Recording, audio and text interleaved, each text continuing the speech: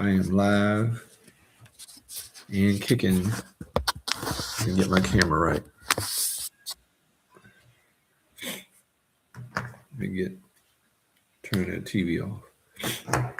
So I'm live on YouTube and Instagram, and so I appreciate you guys joining. If you're live on my YouTube or IG, but as I said, I want to get real with you 2026 athletes who are in limbo, still trying to figure out what's the best choice for you. I'll tell you right now, you better be looking at how much it's going to cost. That's one of the first things, even if you got a scholarship, because a lot of you guys at this point right now are not getting full scholarships. You're getting partial scholarships. A lot of the NAIA schools are private schools, most of them. And so private school education is very expensive. And how I know that, because I worked at a private school, but we were NCAA Division II, and we were, oh, 1 second here. Let me change something. Let me change my microphone. 1 second.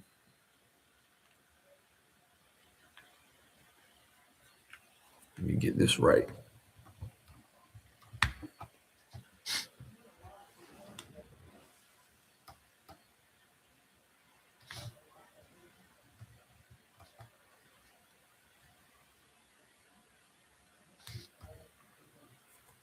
Okay. So I believe I got my microphone correct on my phone. But like I said, some of these NAIA schools, they are private institutions, so they can be very expensive. So, so you really want to look at what are you going to have to come out of your pocket, whether you got an academic scholarship to an NAIA school or a football scholarship. In most cases, they're trying to spread that money around. It's the same with some Division II schools, but they'll give more full scholarships than the NAIA school. Just to come correct with you on that. And I know that because I played D2 ball. So you have a better chance of taking that D2 offer and doing well, and then maybe put yourself in the transfer portal, after you play some D2 ball. It depends. It really depends on that NAIA school offer. On if you're not coming out of your pocket with a lot of money, then you might want to consider NAIA. But do your homework on that school. Look and see, what's being said about that NAIA school on social media with guys who played at that particular NAIA school. Look and see if anybody's going in the transfer portal and going to a bigger level program. And if so, then you weigh your options. That might be somewhere you may want to go play, at the NAIA school, because guys are, getting pulled from the NAIA school because they're developing guys, right? If that's the case. If it's not the case, then we're your final choice. NJCP, we got 20 teams, right? And we already got kids who are coming out of the transfer portal, talking to us, and looking to join the NJCP. I'm sure we're going to get more as as we get closer to the summer, and you don't want to prolong your opportunity of getting with us, because once our teams get full, you may miss your opportunity to play in our league. But we're not turning away any kid. Let me just let you know that. I mean, unless you're just garbage, awful, we're going to help develop you, right? And if you're dedicated and committed and coachable, that's why I'm having my tryout camp. So that's why I'm on tonight. More kids, especially in this Dallas, Texas area, or in the state of Texas. You need to get here. You need to go online at NJCP football and go to the Dallas Stampede link and register for the March 1st football camp this Saturday, and get yourselves registered. I'm just being real. We're the best result, right? We have housing, apartment housing for our players, and we have jobs, right, lined up already for our players that are going to come. One thing about our league is you can either opt to, and I'll give more examples about this. You can take some college courses if you need it as a player, to be sure you get. There are some players I've talked to that have played some college football briefly, but their GPA is low because you have to maintain a 2.0 or better to continue to play your sport in college.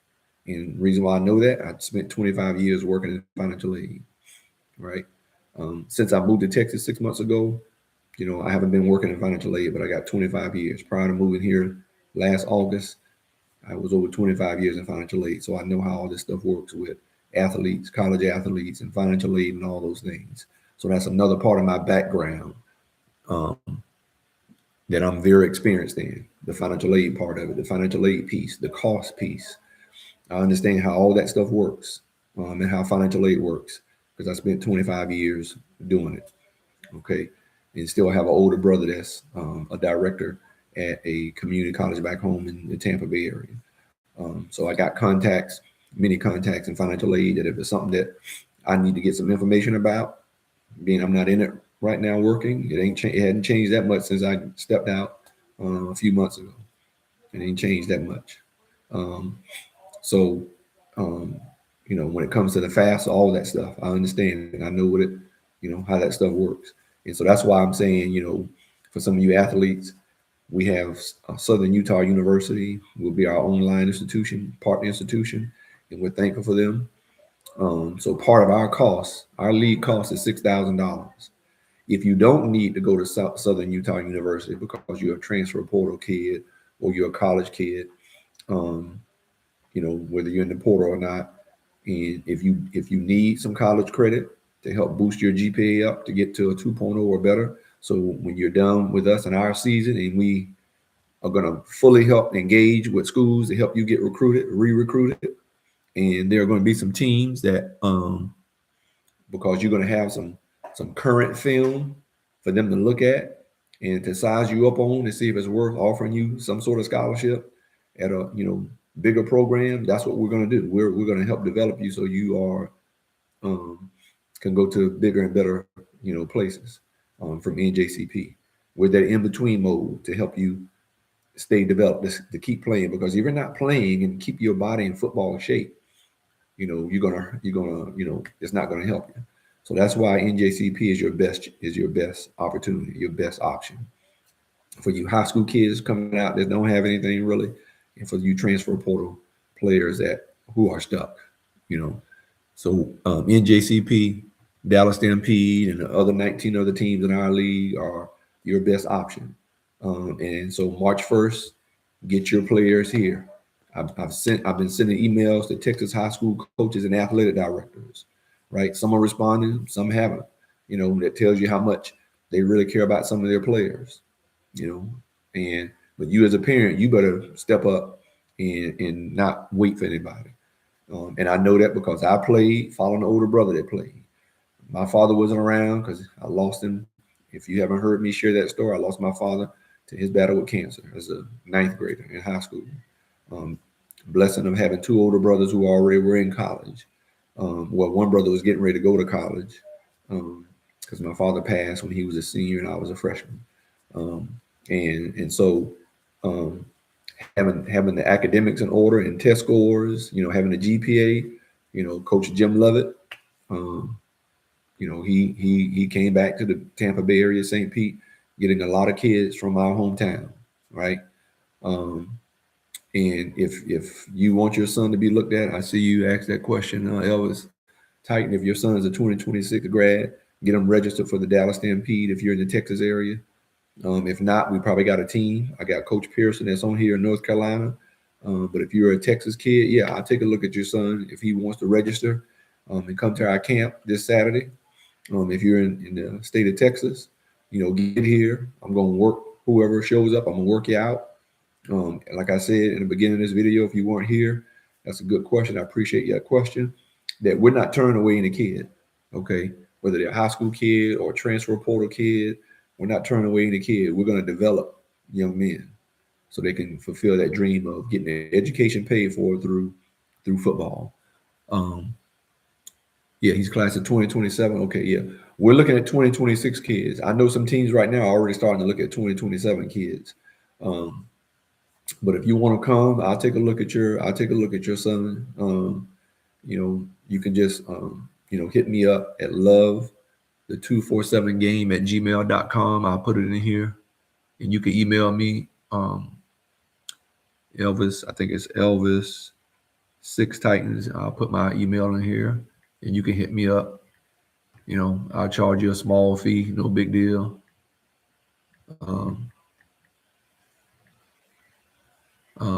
Love, I'll put my email in here for you to hit me up. I'm gonna put the website in here for those who are 2026 kids and beyond that are ready to play college. You need to go to our NJCP link and get registered for the camp this weekend. But Elvis 6Titans, hit me up. I definitely work with your kid. I train, coach up kids, because there's a lot of kids that don't know how to run this 40 and short shuttle stuff right. And I would tell you, Elvis 6Titans, your son needs to be sure he goes to football camp, several football camps this summer. I'll talk more about that. It's important. Don't listen to a high school coach that tells you not to go to a football camp. They are absolutely wrong, period. You should have already been to some football camps. That's Elvis 6Titans on my IG for the folks on YouTube. I appreciate you guys that are joining me live or looking at this video on YouTube as well as IG. Thanks for joining Coach Smith and Love the Game 24/7 and my IG Coach Smith 27. But absolutely, you got to make sure you get your young man at several college football camps. I had a man in Irving, Texas, reach out to me, and he had never gone to a camp. He's a 2026 kid, never went to a college camp. And I said, well, that's why you're not getting recruited. Okay. That's why nobody knows you. No matter how good you are, if you never went to a camp and you got a high school coach that's really not being helpful, to his players, and here's the thing where high school coaches' mentality, for those ones who have a mentality, think they don't have kids, or if you have a good football team in certain states like Texas and Florida, if you have a good competing football team in those states, California, some other places as well, then you probably got some kids on your high school team that can play football, college football somewhere. Because football is life in Florida. Football is life in Texas. Football is life in California and some other places, Ohio, Pennsylvania, some parts of New York and New Jersey, Georgia, Alabama, Louisiana, right? Mississippi, South Carolina, North Carolina. Football is life. And if you are you don't have to be a powerhouse, but if you compete well in those states that I just named in football, you probably got some college level kids. But what high school coaches have to get out of their head and get out of is stop thinking what level that kid can play. Just send them to a Division I camp, Division II camp, and you let those folks decide. You let those college coaches who are coaching kids in college who've been doing it for a long time, right? Because they know better than high school coaches, right? I'm not saying as high school coach that you don't know anything, right? Because I was a high school coach for 13 years in Florida. And when college coaches would come to my high school, I would tell them what other high schools they needed to go to, because I knew the coaches at those high schools, at those other high schools were not helpful, were lazy, weren't going to do much. And so I would tell, some college recruiters when I was coaching high school, especially when my son was getting recruited, and a lot of college coaches were talking to me because they were interested in my son, I would definitely say, hey man, you need to go to this high school. They got some kids over there, right? Don't listen to the coach. And I would be straight up with them. And they would listen. I said, look, I'm from this area. I know this area. I know some of these high school coaches don't do a good job of helping kids get to college. They just care about their team, and y'all know, and some of the college coaches know that because they don't even like dealing with some high school coaches a lot of times. I'm just being real for some of you parents who don't know that. So that's why you got to be involved, right? You don't want to be rude or disrespectful, but that's why I said you got to do this stuff early, okay? And you got to get a feel or a sense about that high school coach and how they run their program. And And if they do a good job of kids leaving their high school and going into college and getting scholarships, then that's probably somewhere you want to be. You know, I don't care how much of a pain in the butt that high school coach is. If he's developing young men to go off to college and they're getting scholarships, that's where you want to be, because your kid got to be coached hard, be able to deal with being coached hard, plain and simple. And Division I football ain't no joke, and Division II football ain't no joke either. Just telling you.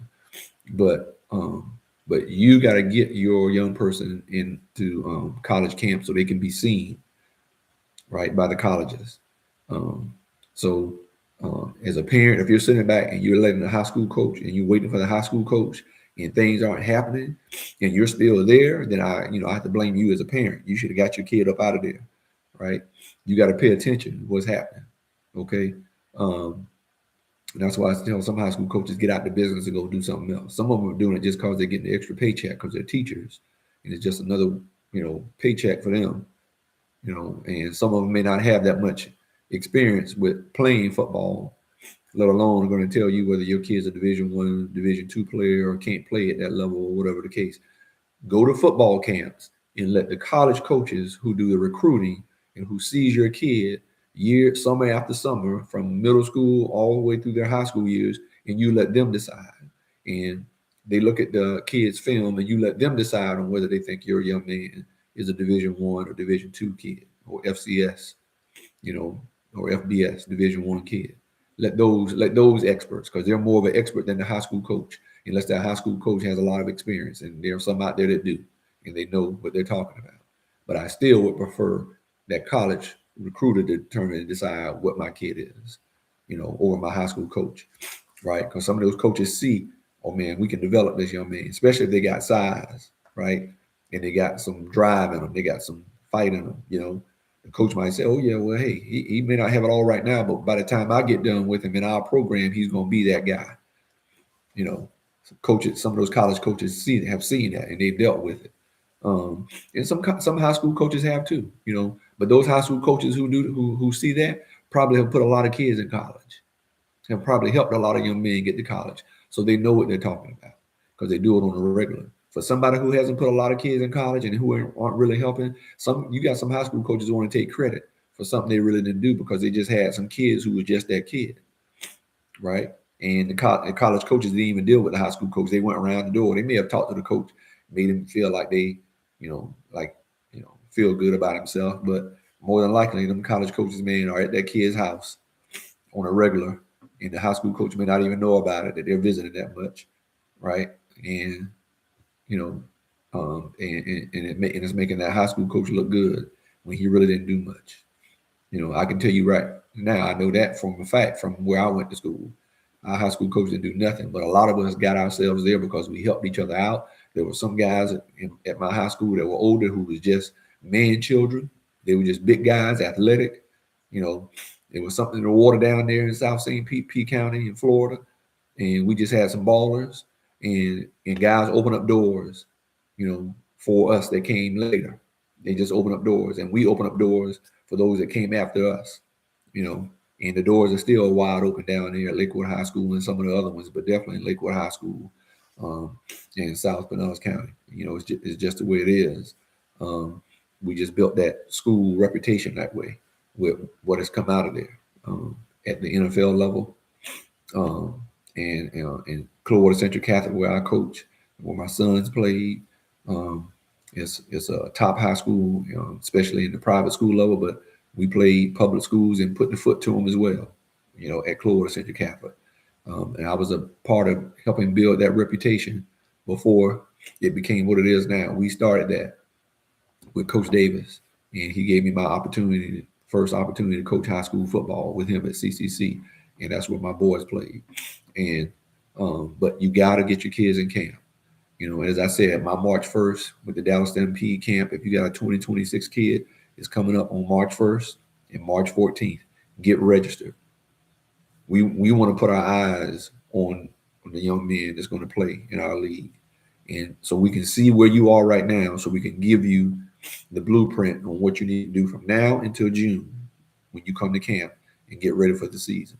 That's why we're having our trial camps, right? We want to see just how much committed you young men are. Are you still in shape, right? And if you're not, we're going to tell you what you need to do to get in shape, and we're going to expect that when you show up in June that you're going to be in shape and ready to play. You know, time out for the stuff. There's some stuff you just got to sacrifice. Time out for the play, right? If you're serious about wanting to play college sports, and you probably do have the ability, some of you guys don't realize it, and you have to use it as a tool to get you where you want to be, plain and simple. You know, I just want to pause for a minute and just the young man, Rondell Moore. My son was at Arizona Cardinals with Rondell Moore.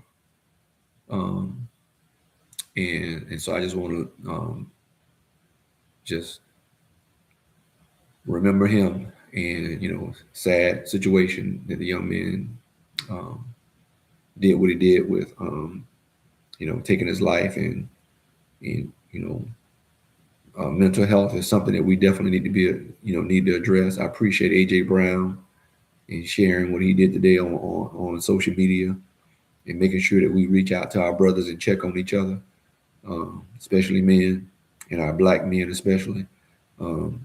And, you know, whatever you do, whether it's pro football, it doesn't matter, or something else that you're doing, there's a lot of pressure.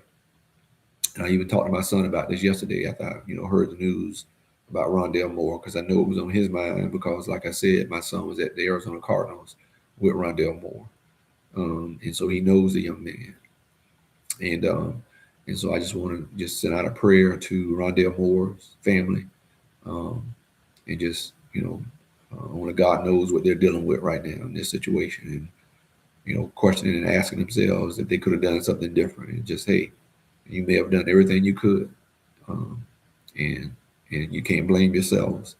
And, you know, I don't know, you know, anymore why he did what he did or anything like that, but you know, he definitely had to be going through something tough. So we just want to remember that young man and his family, and lift up prayers to them. And that's another thing, you know, you got to take care of your mental. You know, keep your eye on each other, and check on each other. And that's, you know, like I said, for you young men, you know, I'm here tonight sharing an option for you, a legitimate, solid, real opportunity with the National Junior College Prep Football League, NJCP.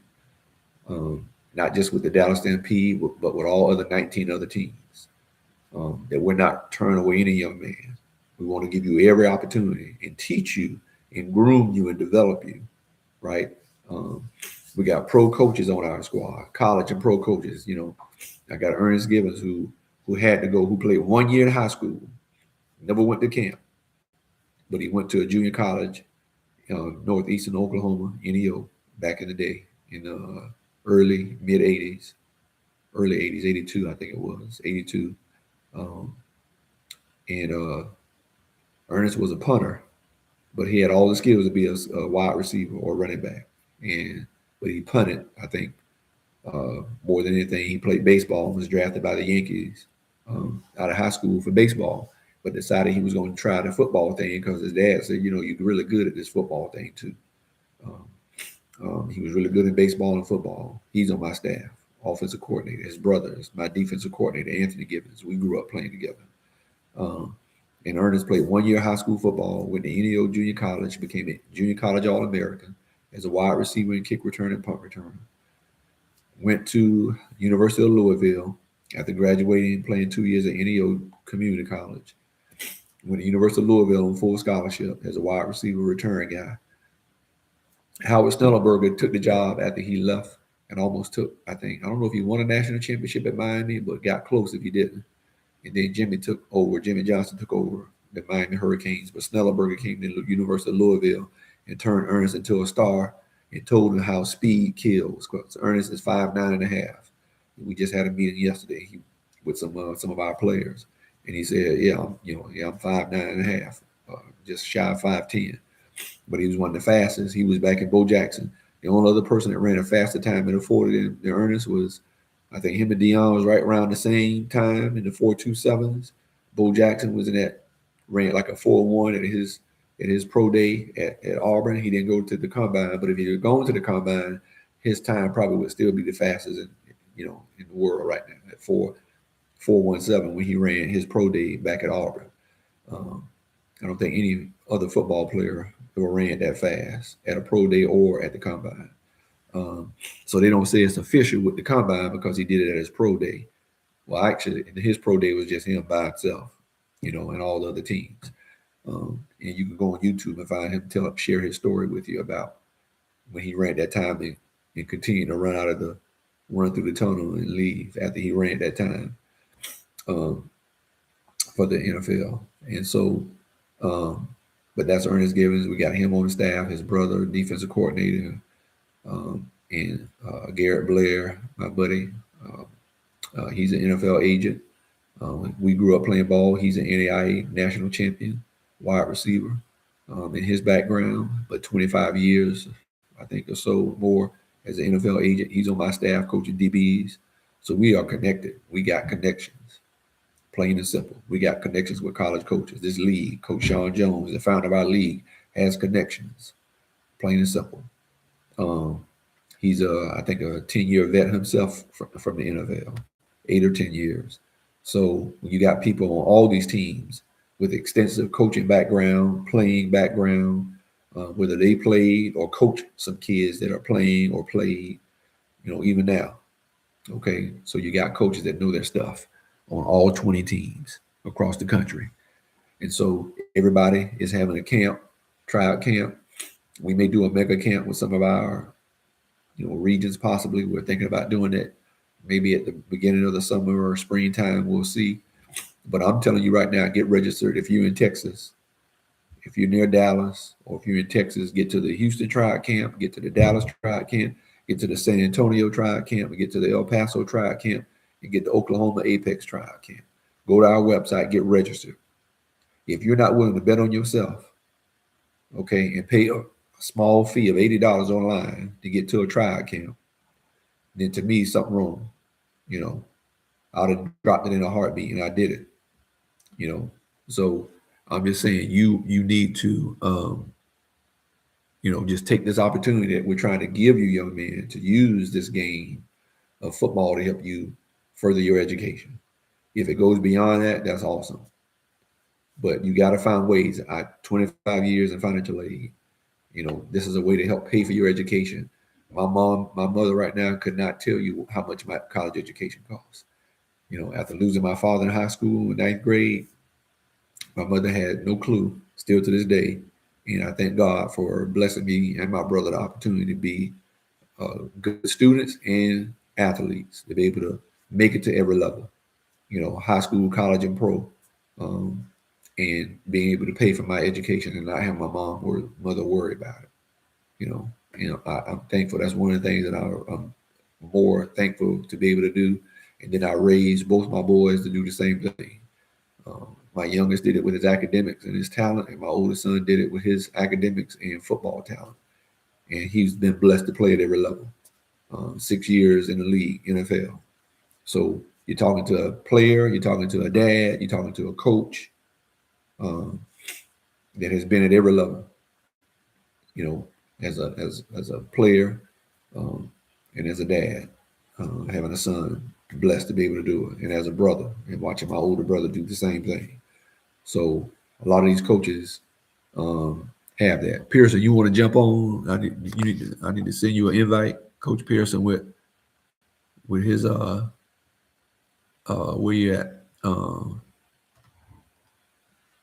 Let me get my brother on here. Let me get Coach Pearson on here. I'm not sure what's going on, but trying to send you an invite. Request to come on, Pearson, if you're still there. Send your request to jump on here with me, so you can talk up some things too about your tryout camp, because I know you're having another one.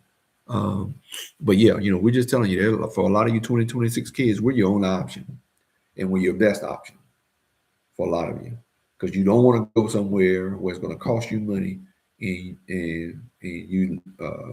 your clock starts ticking and you lose some eligibility. Playing in our league, you don't lose any eligibility. And as I was saying previously, some of you all may not need to.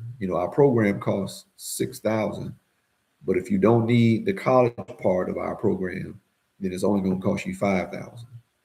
Okay, so that's how our program works. If you if it's let's see. All right, Earl, Mr. Presley. I'm trying to get my boy Pearson on here too. I'm not sure why, Pearson, I can't click on you. But what's up, Earl? I need to stop reaching across my YouTube. Earl, you there? Say something, Earl, if you're on, boy. I'll drop you off this thing.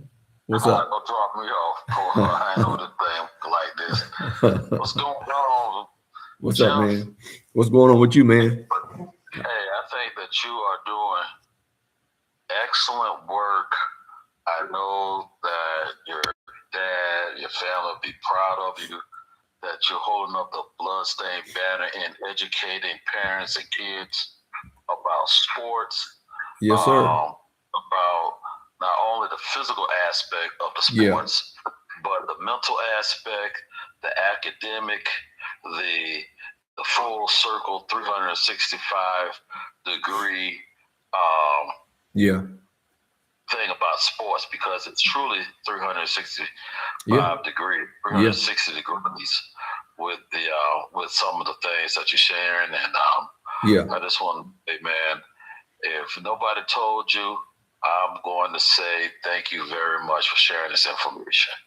Oh, I appreciate it, brother. And put your face on that, man, so the folks can see my boy EP. I'm laid out in the bed. Oh, you laid out?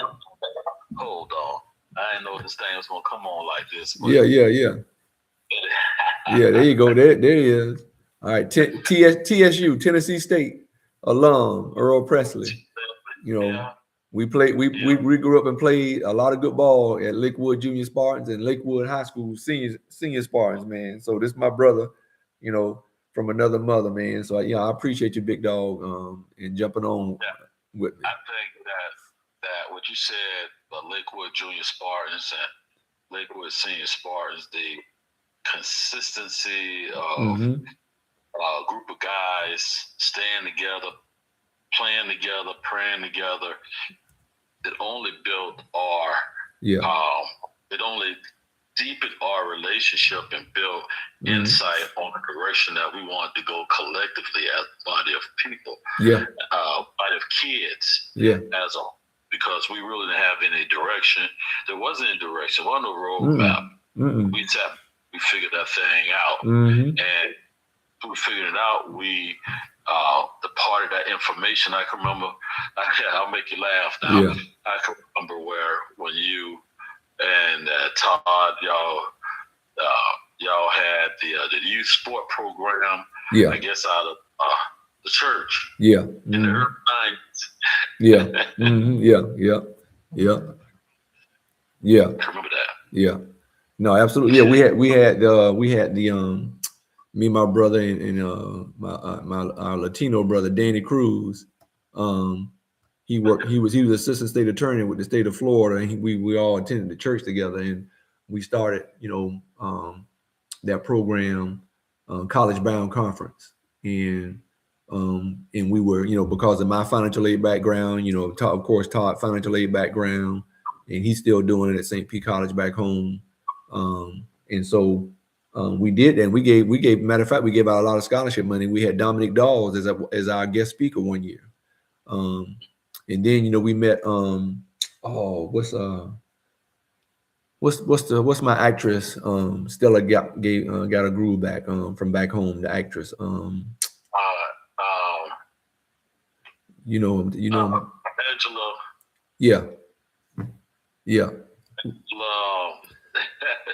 I would have just whipped it right on off. Well, her husband is Courtney Vance, who played on Law and Order. Right, I met both of them because both of them go to my church. Right, What was the name of the church? Mount Zion AME, Greater Mount Zion AME on 16th Street. Past Williams.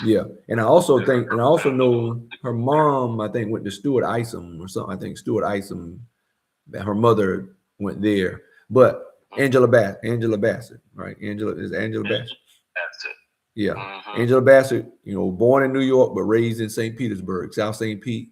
And we got to meet her because I think the Tampa Rays, several years ago, wanted to acknowledge her, and she came home to get an award for something. It was in the Rays Stadium, and we spoke to her and Courtney Vance, and we were also at the time in contact with Bill Cosby people, and they really, and we were a nonprofit, and they really liked what we were doing because we raised over $20,000 and gave scholarship money to kids in our area. I thought that was pretty awesome what you guys started. Yeah. And just see how that snowball, how what you was doing way back then snowballed to what we are right now. Yeah. With a lot of different sports organizations, a lot of different guys. Yeah. Just like us who either started track clubs right. or baseball or because I think Barber back home in Florida is doing track club, and I think his son, also Ricky Field's daughter was on scholarship either at South Carolina or Georgia on full scholarship at track and field. Ricky Fields, we all grew up playing. For the track club. Who did? Barber's track club. I forgot the name of it. Yeah, I forgot the name of it, but yeah, we keep in contact through social media as well. So I'm gonna give him a shout out. But yeah, a lot of us, man, like you said, are in the community doing things, whether it's back home in Florida or Atlanta, Georgia area, wherever they be. I did it in North Carolina while I was there in North Carolina, working at UNC Wilmington. Now I'm here in Dallas because I'm out here closer to my grandkids. And I got a couple of flag football leagues that I'm starting up this spring. And I joined NJCP. I got Ernest and Anthony coaching with me. They're going to be coaching with me. That's why I'm telling people, man, some of these kids got to, they're stuck in this portal. And some of these kids are hard to get these scholarships out of high school. And so, we're a vital and an important option to keep these kids developed and playing football, because you got to keep your body in shape to play this game. You just can't jump off the sofa because you've been lifting weights and running out there on the football field, running routes or whatever you're doing. You got that contact is, yeah, man. You got to have that contact. You know what I'm saying? You got to have that contact to stay in shape. I saw a video. I saw a post. Yeah. Where kids playing Little League football with full gear. Yeah. Wasn't tackle. Oh yeah. I saw. It was flag. Yeah. I'm like, man, look here. Don't mix it up with that. Just keep flag, and keep tackle. Hey, before I forget, I'm gonna call you offline because there's two people I want to connect you with. One, a guy that I go to the gym with, and he's trying to do NIL in baseball. Okay. That's the one guy, and another guy who was my quarterback, one of my quarterbacks in college. Okay. He's doing the NIL at Tennessee State. He's doing very well. Gotcha. With that, we'll talk about that. Yeah. Off. Well, but see, with you even saying that shows even more the contacts that we have with people. Like you just come on like now. Garrett Blair. Like I told people, Blair, who grew up, he's an NAIA national champion as a wide receiver. He's been an NFL agent for 25 years. He's coaching. He's going to be coaching with me, right? His son is at Bowling Green. Who's at Bowling Green? Earl Presley. Who's the head coach at Bowling Green? Yeah, old coach, Eddie George, Tennessee State, right? See, look at all this connection. You played at Tennessee State. You and Grady played at Tennessee State. So y'all know, the connections that we have. Another guy I want to connect you with is a guy named Randy Fuller. He played for a couple of Super Bowl teams and a lot of years. He was one of my guys that played in the secondary with me. He's in Houston. And his son does professional soccer. His daughter does track and fields. But he's trying to do the same thing, and I just need you guys to connect.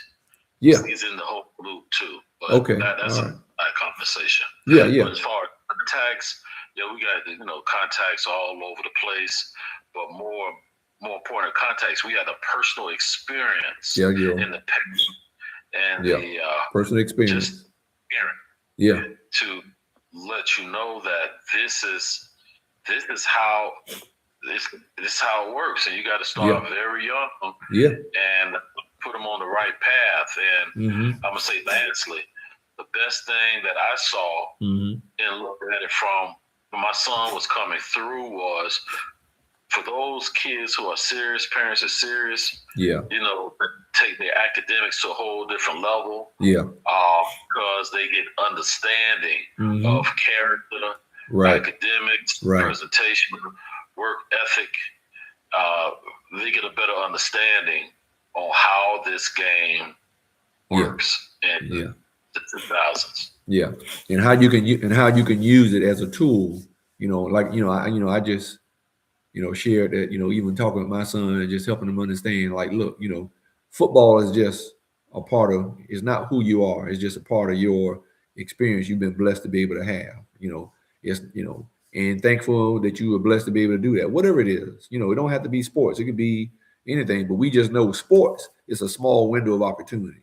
And if you're blessed to have that opportunity, you don't want to use it to the fullest to help set you up, in life and other things, and some of these parents got to be realistic, because I try to help people be realistic. But like I said previously, is like with some of the high school coaches, like we had our issue with our high school coach that didn't help us, always trying to determine whether, like they knew what level of player we were. But if I went to football camp somewhere and I got the interest of this particular school, whether they're Division I or whatever it is, they just decided what type of player I am because of what I did and was able to do when I went to their football camp. And I shared this on a video live on my I think on Twitter, talking, because I got a lot of kids on Twitter that follow me, a lot of athletes that follow me, and I shared with them about, we learned about football camps through Grady and Marcus Allen when they went to UF, when they walked on at University of Florida, right? And Pat, the younger brother Pat, helped me up to it, and Pat showed me how to make my videos on the old VHS. We had that patch cord connected the two.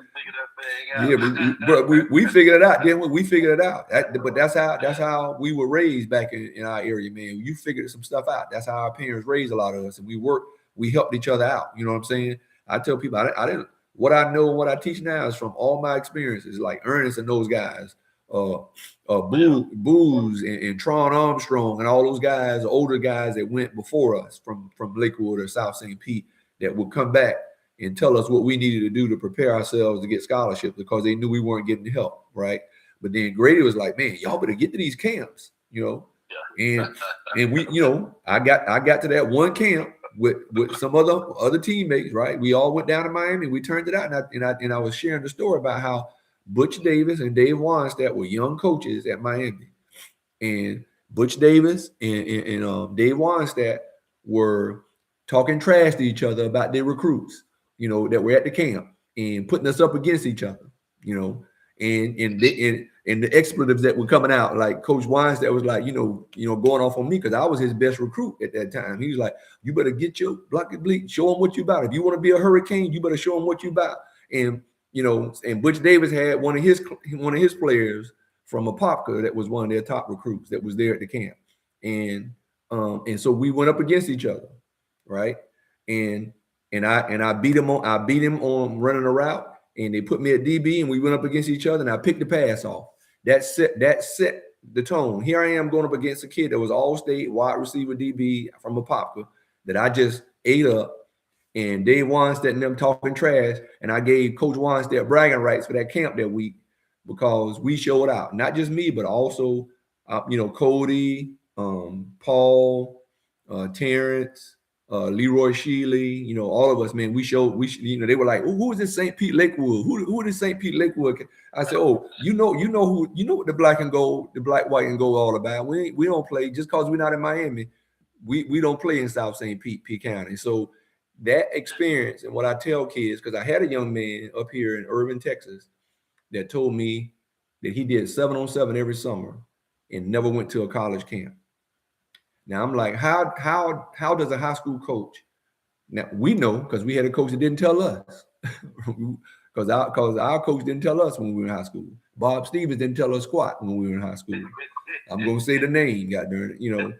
He didn't tell us nothing. We figured it out from each other. We figured out as brothers growing up and sharing what we knew with each other. And so that's what I tell, like you said, experience. And so that's what I told this young man. I said, you're not getting recruited, young man, because your coach or nobody ever told you to go to a college camp. Nobody, you could be one of the best players in the country, but if you don't go be seen by the people who give the scholarships, right, then that's why you're not being recruited. And so that's why we're your best option right now. And you don't need, I'm with two perspectives, from a player like you and from a parent. I'm starting with a parent first. Yeah. So since we're more knowledgeable now as parents, and when our kids were coming up and we start going to the camps, two things I noticed, and definitely for my son I did. I figured out very quickly who was the number one guy that was all high on. Yeah. I had my son to line up behind him and go out with him every single time. Every single time, every single time, so they can do a direct comparison. Yep. And somebody in the NFL right now. So that experience and that exposure by going to a camp, now they have to say, who is this person? Exactly. So JP, he ended up getting recognized at Miami. It was in the podcast and started talking about him. Yeah. And at Florida State, he was in one of their magazines. Yeah. And I thought it was very cool. And I share those two with you a little bit later on. But as a player, and from me and Pat and a couple of guys, went up to Florida and we did the same thing. Yeah. So we're just like, but damn, you from St. Pete? Yeah. Yeah. Stevens? Yeah. And then they had to have a personal conversation amongst themselves, and they come back to us, and they just couldn't believe how good we were without any support from your head coach, and that's important because they're on the head coach's opinion. I'm talking from another perspective too. Yeah. So Tennessee State, I was doing unofficial, you could say that, recruiting for Tennessee State, and I would go to these different high schools. Yeah. And now I'm in the back room talking to the coaches after practice. Yeah. And the coaches really tell you how they really feel about those players. Yeah. So they're making it out there, but once they get behind closed doors, it's a total different conversation. So two of our friends that we went to school with, their sons, I was like, that's kind of bad. That's kind of bad. Yeah. So I hear from the coach's perspective and the parents trying to figure out what's going on. Right. And I'm just in the middle. Right. So I got the information. So for parents, it's always good to get involved. Right. It's very early in the game. Yeah. And then teach character development. I mean, character development. Yeah. Or not teach character development, but encourage character development as an athlete. Yeah. Because character, the way you play, all that comes out through a coach's mouth to someone else. Yeah. And let me say this, because you brought up a good point. You brought up a good point, Earl, about what's said out front in the field when a coach saying something about a kid, but then when they get behind closed doors, and now I as a high school coach, I know exactly what you're talking about. And there's times that I had to correct some of our high school coaches because of how some kids were raised and what they came up out of, and just said, okay, now a lot of times coach might say this kid's a pain in the ass, but guess what? He's our pain in the ass, but we know that kid has what it takes to go play at the next level. Right. And we would talk real to our kids and let them know, you're going like exactly what you're saying, as coaches, we would tell them that. But there are times I know I had to correct some of my coaches and say, don't mark that kid that way necessarily until you know where he's from, where he's coming from, how he's been raised and where he's coming from. Don't be so quick to judge him and say he's not going to do such and such, because there's some kids that come from some rough parts in some areas, and that kid's been told certain things, especially when he's looking at coaches that don't look like him, just running programs, right? And we know that, right? So, and so you don't know what's being said in that kid's home, and that kid is seeing something different out here with coaches saying, well, my coach don't really seem to be like what I'm hearing at home, how some people can be, because he seems like he cares about me a little bit, and he probably does, and everything at home that's being said, they may not totally be factual, because people just going off their experiences, their personal experiences, and you can't tell somebody that their experience was wrong. That was their experience, and that's what happened, right? But you can't throw all, the eggs in that one basket. So a lot of times I had to tell coaches and remind coaches is, hey, our job is to develop these young men, just like what you said, encourage character development, right? And so when they leave our program at the high school where we are, and we have a chance to have them for hopefully 4 years, because sometimes you don't always have kids 4 years, because kids transfer and do certain things. But if you're blessed to have them for 4 years through your JV program and through your varsity, like our kid, like my son was able to go through at CCC, and Coach Davis was a great coach. Learned a lot from Coach Davis. Appreciate him, man. Duke, man, was the man. And helped a lot of kids get to school. A lot of young men get to school that he didn't even coach, but he played against. He coached against.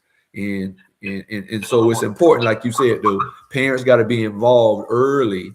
Because I had my son out there in 7th or 8th grade going to camps, so he can see exactly what you said. Who are the kids that are supposed to be like, supposed to be all that, so you can figure out, hey, do you love this game? Are you willing to put the work in? Because I know you just as good as that kid that's getting all this attention right now, and you need to decide if this is something you want to do or not. So I want to touch on something that you said a little earlier about being realistic with the kid. Yeah. Being realistic with the parent or where they are. Yeah. Another thing, being realistic with your academic goals. Yeah. And if a kid knows what he wants to major, what he likes, I think that he should align his athletic talents with the school that can give him a education academically that will help him during the long run. Because at Lakewood they have a chart. How many people want to play football and how many people make it to the NFL. They got the breakdown. It's in the locker room. It's somewhere. But I always ask myself, especially when I was going to recruit for Tennessee State, why is your kid going to this school? So if your kid wants to major in whatever, does that school have the major there? Right. It's important. Yeah, that's great. It's important for you to choose. To choose a school. That you choose a school. That's not the only thing you're gonna choose a school with some people. Right. But I think that in the long run, if football don't work out, at least they're taking classes that have a program, a degree program that is getting that companies are going to hire those kids out of. And I think that, and with you saying that, like Lil Jeff, he majored in mass communications. Now he used, and I always said, hey, if you're blessed to play at the next level, use that, in what you want to do, exactly what you're saying and what you majored in.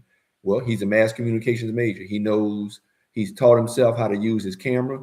He's a big brand. He has a lot of brand deals, right? And he used that NFL, gift, blessing that he had to help build his career outside of football with brand deals that he's been doing a lot of. He knows how to fly his drone and use his camera to give all kinds of angles and shots. He's done all that. And for those, I appreciate a lot of the folks that are jumping on and hearing what you're saying right now about don't just choose a program because of just the football part of it, but also look at the academic part of it and what you want to pursue. And it helped. I know him being in communications and also being on the in high school, he was on the what they call it, the team for the for the paper, for the school paper. He wrote in the school paper at CCC. He was on that staff doing that, getting that experience in writing, because he always liked to write stories about being a football player.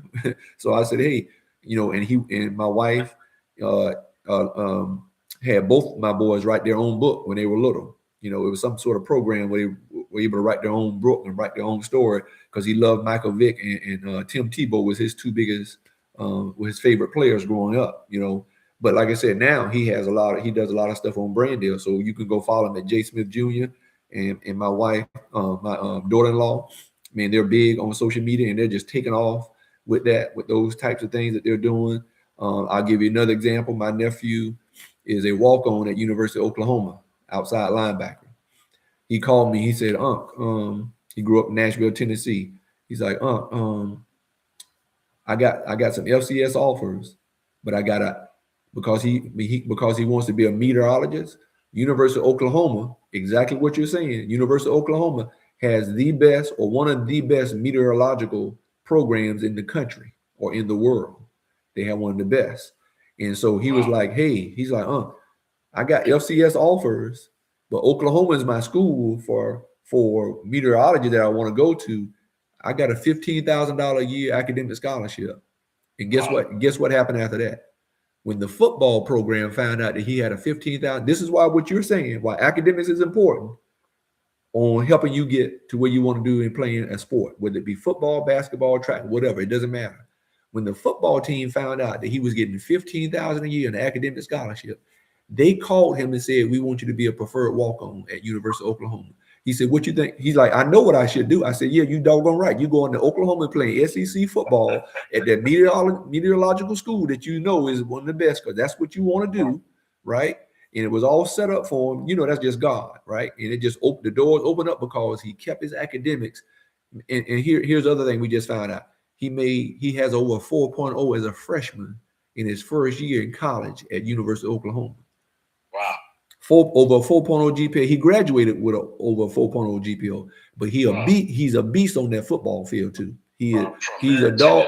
He's a dog on that football field. But exactly what you said. He lined himself up with his academics and football, and Oklahoma called him twice and said, "Hey, we want you to walk on." And I said, "Hey, if they're gonna allow you to walk on and enjoy all the stuff that a scholarship player would be, so you can develop and be a guy that earn a scholarship after you get there." And they said, yeah, you're going to have access just like you would if you're on a scholarship.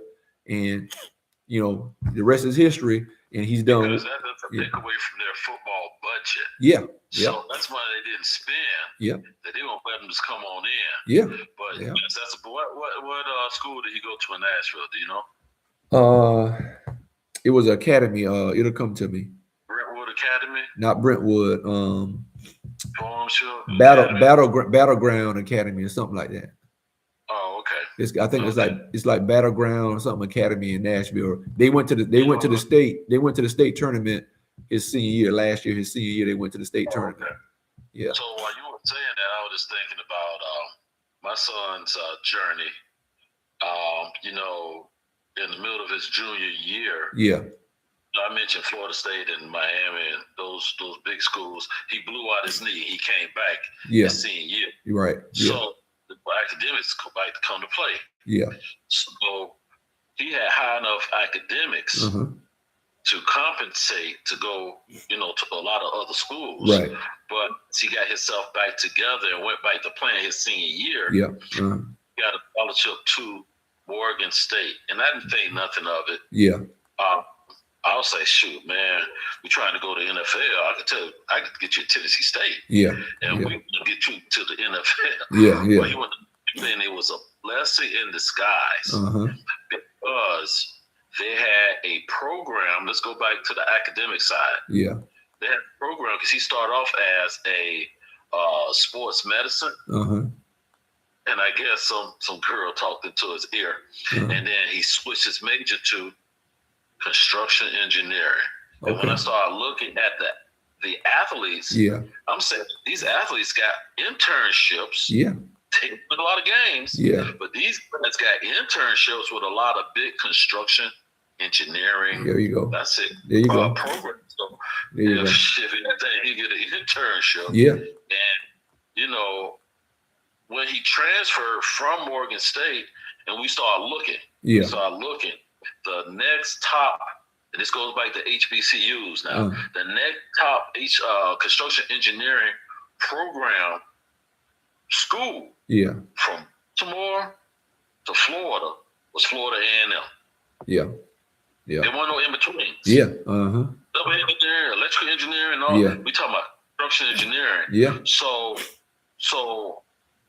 it benefited him now because he's, in that field, right. Very, very, very, very, very well. But one, he prepared himself academically to get to school. He prepared himself athletically to get the scholarship to the school. Yeah. And when he transferred, FAMU gave him money to transfer to play football. Yeah. So it all worked out for him. Right. The only thing I can say, man, it was just a blessing that you stayed the course. Yeah. With your grades and your conditioning and your positive attitude, and look at you now. Yeah. So that's the bigger picture down the road. Down the road, but you got to see it. That ninth grade year, that eighth grade year. Yeah, but that's what we're talking about is being able to be blessed to play a sport that you love, whatever sport that is. We got flag football blowing up for girls to get scholarships. Matt Rule gave the first full scholarship to a young lady at University of Nebraska. She also has NIL deals, right? That's blowing up, but you use it as a mechanism, man, to get that education paid for. When mom and dad ain't got to worry about that money, they been like I told my wife when we got married, I said, I ain't doing no 529 plan. My 529 plan is they're gonna get their academics, just like my dad does. It's academics. I played an instrument. I had to play an instrument growing up. My boys played instruments, and you're gonna play some sport. You figure out what sport you ain't got to be football. I told me they play football and baseball. I said, my son was blessed also. My youngest was a heck of a baseball player. I wish he would have kept playing because he was a beast on the baseball. That boy could hit a baseball. And little Jeff had like 5 or 7 Major League Baseball teams that reached out to him when he was a junior or senior in high school, seeing if he was interested in baseball. I'm like, bro, I raised you, both of y'all, to give yourselves options, period. Academics and athletics. That's what it's about, because I ain't paying for your education. I did it all already. I paid all them years in little league sports and music and all this other stuff. And man, getting you private coaching as a quarterback. I'm like, bro, I ain't, that's my 529 plan. I ain't paying for nothing because I know too much. You know what I'm saying? I done been through it. My experience. I'm like, man, I ain't got to pay for school. Y'all gonna pay for that with your mind and with your body, your ability. It just didn't make sense to me. I tell parents, figure out what talent your child has. If they can stand on their head, somebody give them a scholarship for it. Somebody got it somewhere called they got tumbling and all that other stuff now going on. And it's not even gymnastics. It's called tumbling. These schools got tumbling scholarships and crazy, all kind of stuff. So it's out there for sure. Man, it's out there, and you just got to make sure, like we said, you got to start at least by that middle school years. You talk to your kid and you put them into sports. Now, I don't like this one sport stuff. No, you play. Shannon Sharp and Ocho Cinco was talking about this a week ago on their show I was listening to, where he said, man, we played it all. You know what I mean? We did track and field. I got some of y'all out there on that track and field. Y'all didn't want to do it. I'm like, no, get out here, brothers, and run some track because it's going to help us as football players, period. You know what I'm saying? So that's the thing, man. My mind was all about, hey, finding a way. And that's why I say National Junior College Prep Football League that I was blessed to walk into as I was looking for jobs in sports on the NCAA website. And this showed up with Coach Sean Jones. I got a camp March 1st here in Little Elm, Texas, and March 14th. And I'm telling any kid in Texas, you need to be here and this weekend and on the 14th, the trial, because we're not turning away any kid, right? We're not turning away any kid unless you just garbage. And I don't think anybody that's garbage. You're not gonna waste your time and money. If you feel like you're garbage. I don't think anybody's garbage. You just need to get some development, show you how to get bigger, stronger, and faster. Like I said, we want to put eyes on guys. And I tell guys, I know how you should be lifting, right? So between now and June, when we start camp, and I get my eyes put on you because you come to my trial camp, and I'm gonna tell you what you need. I'm gonna give you a workout plan. I'm gonna do all this stuff and tell you what you need to do so you come back ready for camp in June to get ready for the season. Because we're gonna get video. We're gonna have video. We have every coach's email address and phone number at every level, NCAA level. And we're gonna be sending out stuff and handling these kids recruiting for them, sending out, helping them with their social media presence and all this stuff, and NIL opportunities. So that's what we're going to be doing at NJCP, as well as helping develop these guys. But like I said, our program is like $6,000. It's just like if you went to community college, same thing, but it'll be $5,000 because some kids don't need the college piece because they got a good GPA if they are already in college, if they do, by going to school, and they don't lose any eligibility playing in our league. We're just providing a mechanism for them to play, have video. Man, he's working on a contract with Tubi right now. Tubi is going to want to show some of our games. We got 20 teams in our league, in this league. And, Florida, South Florida, North Florida, Georgia, Alabama, Louisiana, Arkansas, Oklahoma, Texas. We got 4 teams in Texas, Nevada, Utah.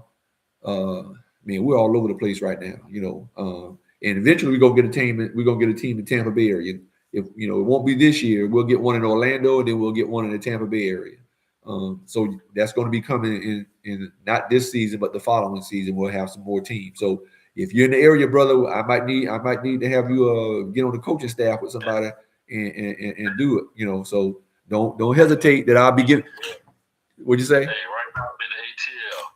Hey, we I'm not sure where the team is in Georgia. It might be. I don't know if it's in Atlanta.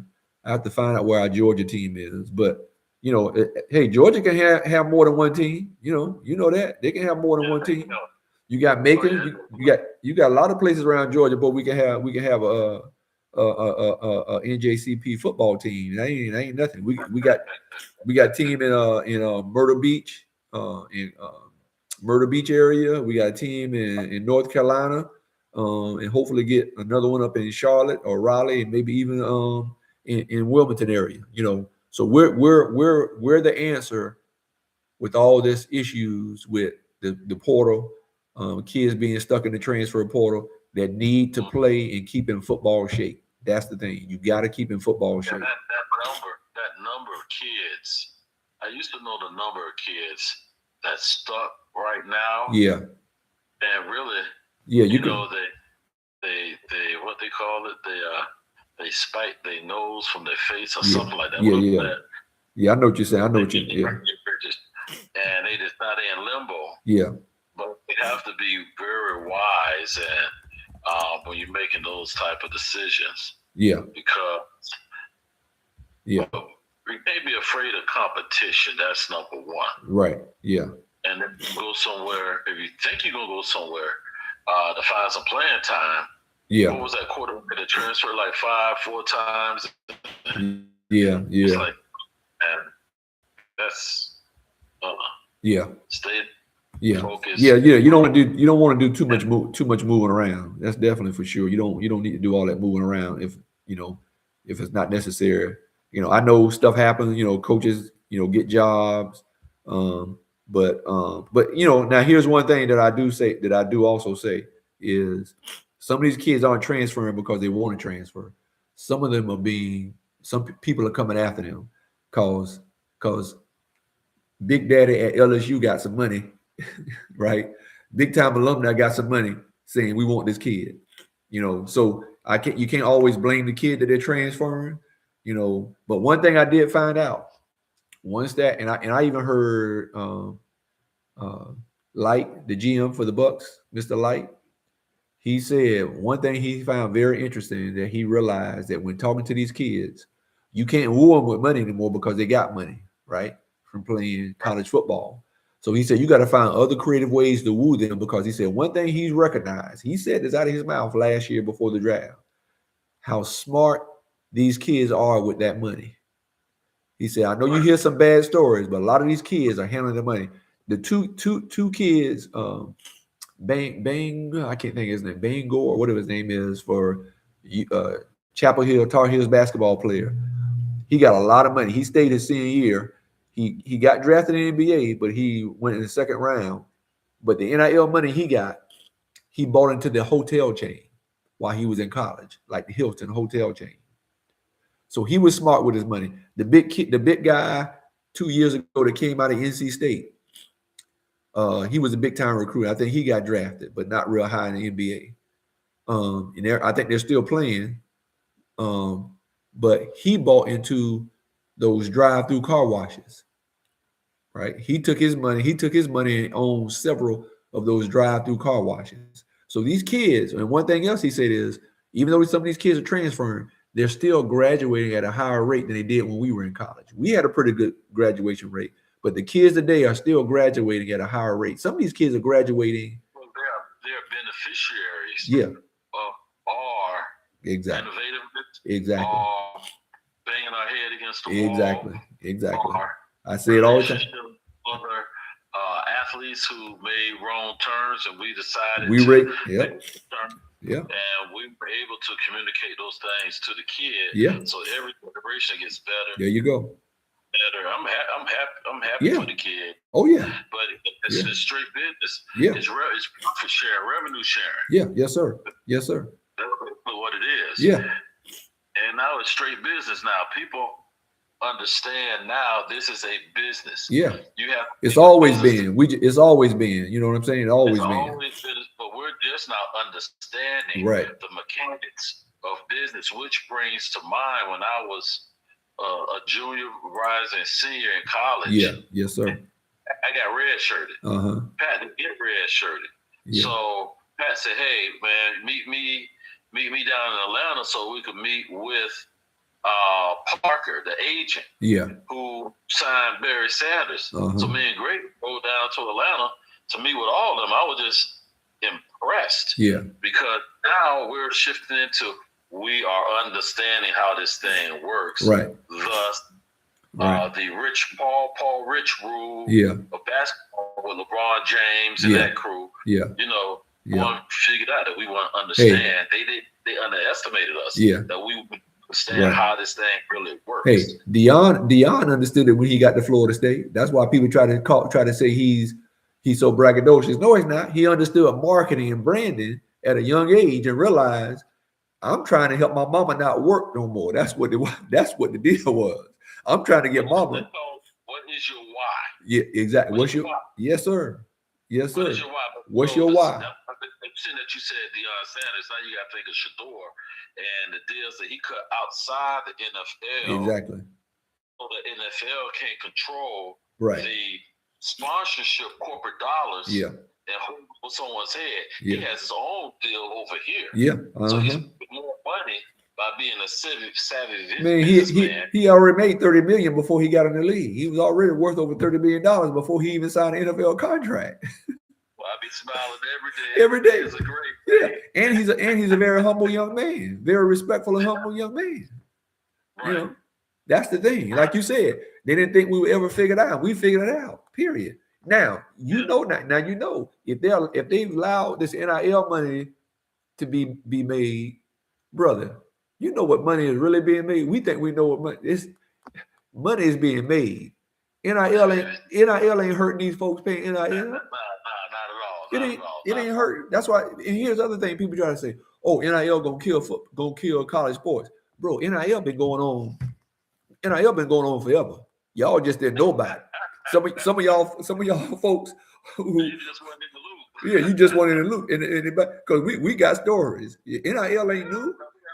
NIL is just legal now. That's all. So I'm gonna say this. I played with a guy by the name of Jeff Parker. He was from Daytona. Yes, sir. And his teammate was Terry Anthony during the Florida State years, wide receiver. Yeah. So Florida State guys used to get in all their luxury vehicles and go down to Tennessee State to see the pretty girls. And we'll sit around the dormitory and they say, "Man, you don't know about this, you don't know about that. Man, what type of stuff y'all got going on here?" Yeah. And at that time, people start figuring it out. Yeah. Oh, what is going on here? They start comparing schools and how they was getting the money. Yeah. Money, but Nick Saban retired from football, college football, because he knew what was coming down the road. He knew he was going to have a struggle with competing because of NIL. Old Saint Nick, I love old Saint Nick. He can say what he wants. Nick Saban knew what was coming down the road. He didn't want to tarnish his record, his success record, and he's a smart man. He's a smart man for doing what he did because he understands exactly what you said. Business of sports. I understand business of sports, and I'm gonna keep myself up here as that that person. And look, Nick Saban got a lot of coaches' jobs. A lot of guys came through his tree, in college. Yeah, a lot of coaches, black and white and whatever. He got a lot of coaches opportunities, and you got to appreciate him for that part of the game. But he knew, I got to tell people what I'm giving in NIL now. Oh, geez, I ain't gonna be able to survive telling people what I'm giving in NIL money. That stuff used to be up under the table. Now it ain't up under the table no more. That's like what he was saying, trying to bash, it's about Travis Hunter, talking about, in that private recording. Yeah. Oh, yeah. Man, Jackson State raised $1 million to get that kid to Jackson State. Yeah. How in the world? Y'all need to come up with some more money. Yeah. But that's right. Yeah, that's what you try to tell some of the fans of college sports that maybe didn't play it, but they just been like fans most of their lives or whatever, and think it's like, oh, it's gonna ruin. Man, no, it ain't. It's been going on forever. Y'all just didn't know, right? Period. Because we can share a lot of stories of NIL stuff that was going on. Yeah, man, come on. So hey, it is what it is. I ain't mad. Like you said, I ain't mad about these kids getting it. Man, I ain't mad about it. So, I just hope that they, like you said, because of the generations before them set the table, we set the table for our kids, and it happened great. And just hope some people just use some common sense about it, And like I said, I help people if they want the help. It's here available for them to get it.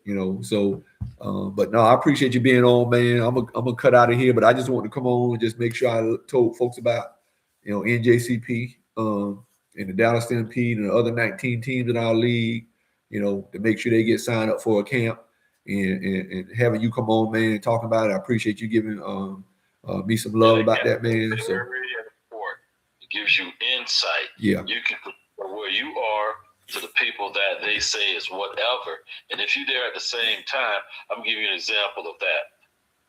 My son went to Alabama. Yeah. Rode in the jet with Najee Davenport. When we were doing the tour around the campus, we was with Tua and his entourage.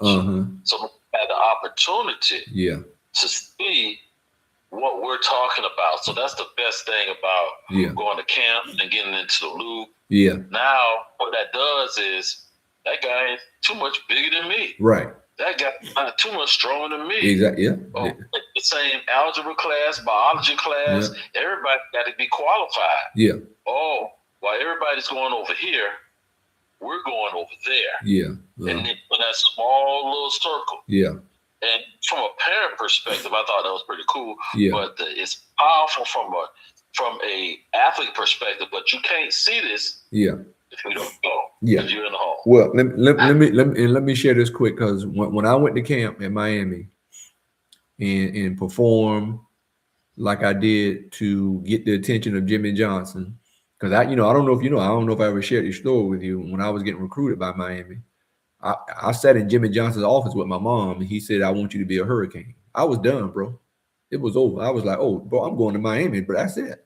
Him and my mom, we in his office, private office, and he told my mom, "I want your son to be a Hurricane." He came to this camp and he showed what it was all about. And I remember when I was at that camp, it was about 4 or 5 of us. They pulled to the side, so similar to what you said. They pulled us to the side, and they took us to a locker room, a different locker room on the other side of the practice field.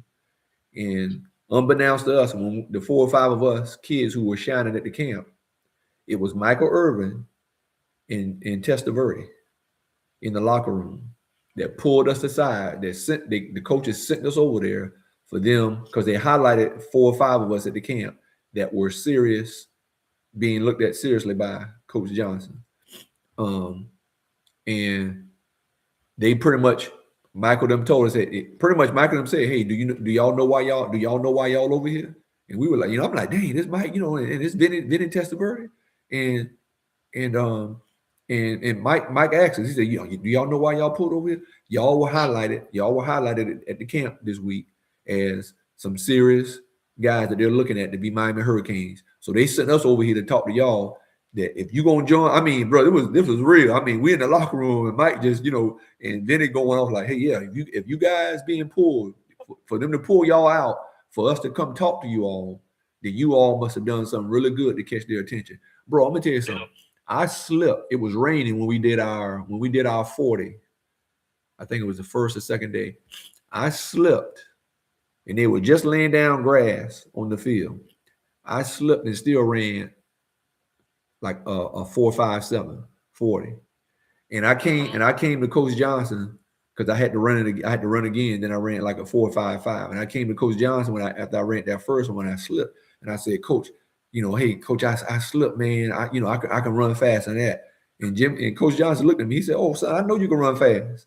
Because for you to slip and still run like you did to catch up, to make up for what you did, I know you got some speed, So I'm like, because I was just like nervous, man. I'm like, dang, because I was nervous, and I'm like down in my stance, and I'm like, dang, man, I slipped. So I heard it got my footing, and was just digging, man, just trying to get it, and it's like, oh, 4.57. I was like, dang, man, and he was like, yeah, but like you said. Track and all that. Right. Having that track helped me. That stuff helped me, and knowing how to start. That stuff helped me. Also, Ernest and my brother, Ernest, them helping us and working with us. Because we always get out to the field in the summer times, at Lakewood, and all the old heads, George McGarrah, Ernest Givens, Richard Barkley, all those guys would come home and work with all of us, right? And tell us what we need to do, But like you said, having those experiences when you go to camp, man, just solidifies it. Like you say, and being able to see what you see when you go, man. You can't beat it. I'll say this last thing. You said something. I'm gonna bring it in 2000. I'm gonna go back to JP. So JP was the same way. It was over. Camp was over with. We are the last about 5 people to leave the field because they told us to stay after. Yeah. 2 things. Yeah. What's the coach for Duke? For Coach Manny Diaz. Manny Diaz, yeah. Manny Diaz, yeah. Walked us to our car. Me, Jordan, and him. Yeah. And called over Michael Irvin. He said, "We want you to come to the Paradise Camp." Talking to JP. Yeah. I was in Dallas, Texas. Uh-huh. And I went to Michael Irvin's club, sports bar. Uh-huh. And when I started talking, I showed him the picture that we took at that time. Yeah. It blew his mind. Yeah. So we come back a couple weeks later. And, they separate the groups. Yeah, yeah. Mark Rich, that was the coach. Yeah, Mark Rich. Mark Rich. Yeah. Mm-hmm. He said it was probably about 12 people in that, 12 athletes and then the parents. Yeah. Something like that. He said, if y'all do it right. Yeah. And see, now this is why staying in condition. Yeah. Your academics. Yeah. And skill, all this come to play what I'm about to say right now. He said, if y'all do it right. I mean, he's a 10th grader. Yeah. I'll do it right, man. Y'all could graduate in 3 years. Yeah. And that last year, you could train for the NFL. Yeah. Then, if you could do it right, you could have about $60,000 to $70,000 in your pocket. And I said, God doggone Jordan, yeah. You better Yeah. You get picked up by Ray Sean. Yeah. Sean got the brand new sedan Lexus. We go get some Jamaican food after that. Yeah. It's a whole different world on the other side of the fence. Yeah, man. Yeah. You got to start young so you can measure yourself up so you won't get caught in the riffraff so you can take right classes to be academic qualified. Right. So the check marks. Yeah. Now go up there and compete against whoever they think is whatever. Yeah. Now that's when those conversations come into play. When they see you are a viable athlete to play this game, the first hurdle that you need to cross are those academics. And if you got those academics in place, I mean, everybody and their mama gonna want you. Once you get that first offer from a legitimate program, everybody else is gonna come looking, and seeing, like, who is this? Because that's what happened to me when I got offered by Miami. Man, everybody started coming to look. Everybody, wanting to know. And one thing that a lot of people don't know, Jeff, is even when you talk about because when I started coaching at Lakewood High School, and we would go to these coaching clinics, and we would have the days where the athletes come, right, and especially the ones that was being under recruited. Even those schools who really don't have the big budgets, right, they're banking on you getting an academic scholarship to make up the difference. Yeah. So they would say if your athlete don't have a 3.3 GPA, next. Yeah.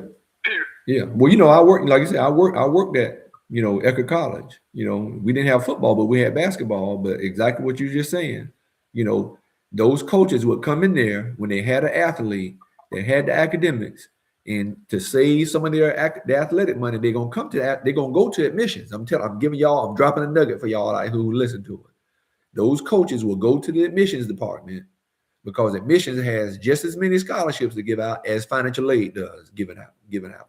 But admissions gives out the academic scholarships at most universities. Right. The admissions office give out that, not financial aid. We process it all for admissions because we're the financial aid department, and we make sure you know, you're not over awarding and all these other things that we're required to do by federal education laws, right? But you know how many times I done sat in the office at Ecker College and the basketball coach and the AD come to talk to us about academic money because they got a kid and like, hey, look, you know, this our Jeff, this our budget, man. You know, I've been talking to admissions about we got this academic scholarship because we got a kid that got the grades and we really want this kid. Can you help me with his financial aid? Tell me what he need, you know, tell me what he needs to do. Can you look up and see if they did the FAFSA? You know, they're in there working the numbers. That's why I tell people, you ain't just talking to me and hearing me from the football. I'm telling you from the financial aid and the money part of it. Because I got, you said it, experience on both sides of this thing. On both sides.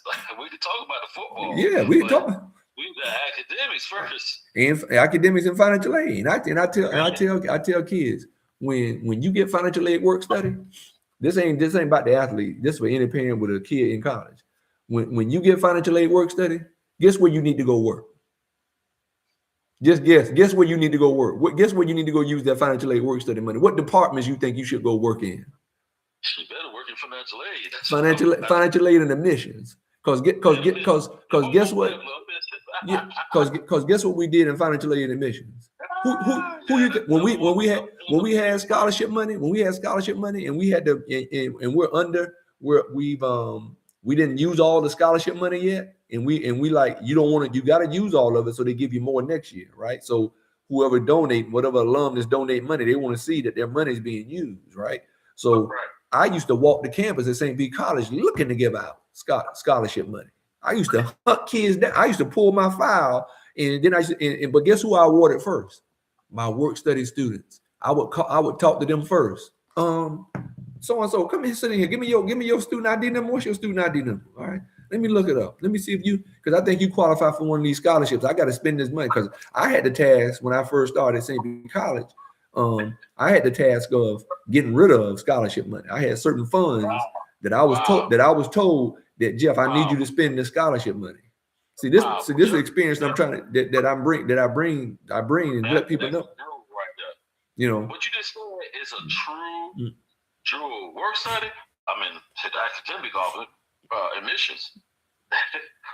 You better go work. You better go work in them two departments because we look at our student work study people first to give some of that money away. And if you eligible, I'm just clicking a button, and then all of a sudden one of my students will come to me, Mr. Smith, I got a check for $1,000. And what? So what's the problem? You know, like Martin Lyon would say, what the problem is. Not what's the problem. What the problem is. You know, I just want to know. I'm like, no, you got that $1,000 because when I talked to you the other day and I told you qualified for that scholarship, and so your bill was already paid, so they're gonna give you the money. Hey, Smitty, you tell them that. You tell them that we were trying out for the World League and afford it. No, I ain't going there yet. No, I ain't going to that one yet. Yeah, we chased it. That's a different conversation. Yeah, that's different. We'll get into it though. You know, we got more time. But I appreciate you, man. I appreciate you jumping on. Likewise. Yeah. It's good conversation. I just turned this thing on and boom, there you were. Yeah. That's it. You hit that invite. You hit that invite. You gonna pop on there for me. But all right, man. I appreciate you though, big dog. Good deal. Well, I'm praying for you and your family, and for all the good things you're doing. Just keep the good work up. No, I appreciate it. I'll be doing that. But I'm connected with those guys. Okay. Guys. All right. Just hit me up, man. Yeah, hit me up this weekend. Yeah, hit me up this weekend or something. Yeah, for sure. Yeah. I'll come with you, man. Okay. All right, man. Later. All right, good people. Coach Smith, I appreciate y'all joining me, man. That was my man, Earl Presley. Had the blessing of coaching his son at Clearwater Central Catholic. And he did some great things there. And so I appreciate him jumping on. Me and Earl. We go way back playing Little League football and high school football together.